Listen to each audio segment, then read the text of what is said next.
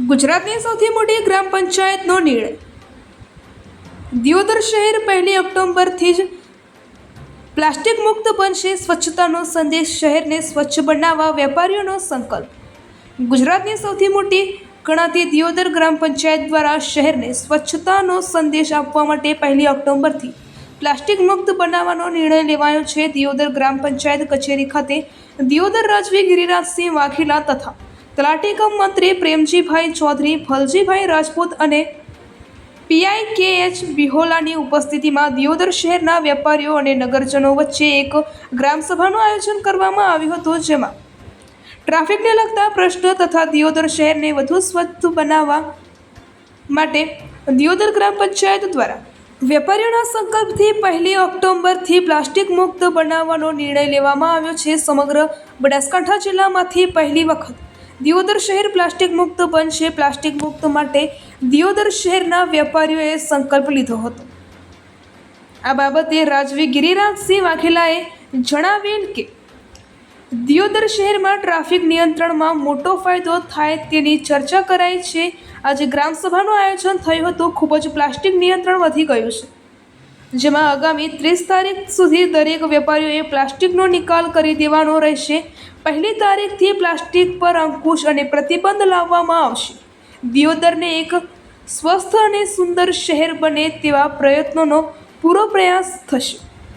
અહેવાલ પ્રદીપસિંહ વાઘેલા, દિયોદર, બનાસકાંઠા. ટ્રાફિક મુક્ત કરવાનો પ્રયાસ પંચાયત દ્વારા હાથ ધરવામાં આવ્યો.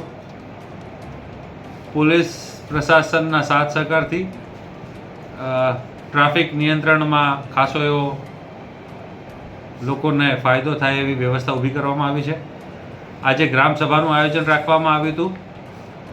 ગ્રામસભામાં તમામ પંચાયતની ટીમ, ગામના આગેવાનો, યુવા સાથીઓ, પત્રકાર મિત્રો અને વેપારીગણને આમંત્રિત કરાયા હતા. ખૂબ પ્લાસ્ટિકનો વપરાશ ગામમાં વધી ગયો છે, કેમ કે ગામનું સેન્ટર મોટું છે એટલે પ્લાસ્ટિક નિયંત્રણ કરવું ખૂબ અગત્યનું હતું.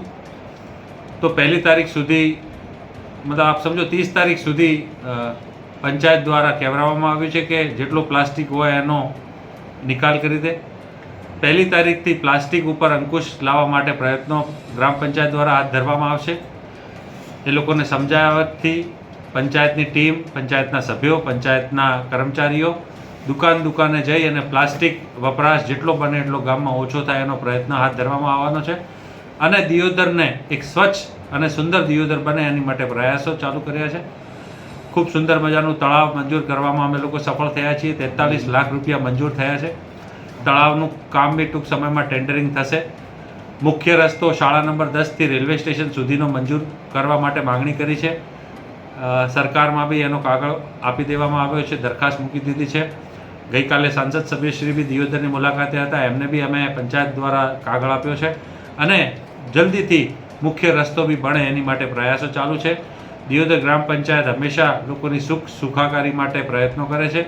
પત્રકાર મિત્રો બી આજે ઉપસ્થિત રહ્યા અને તમામ આગેવાનો બી ઉપસ્થિત રહ્યા અને ખૂબ સરસ મજાની એક ઉમંગભર્યા વાતાવરણમાં મિટિંગ યોજાઈ. GEB બોર્ડ, બીજા અધિકારી લાગતા ઓળખતા હોય એ બી આજે ઉપસ્થિત રહ્યા અને સર્વે મન ખુલીને ગામના હિતની ચર્ચાઓ કરી.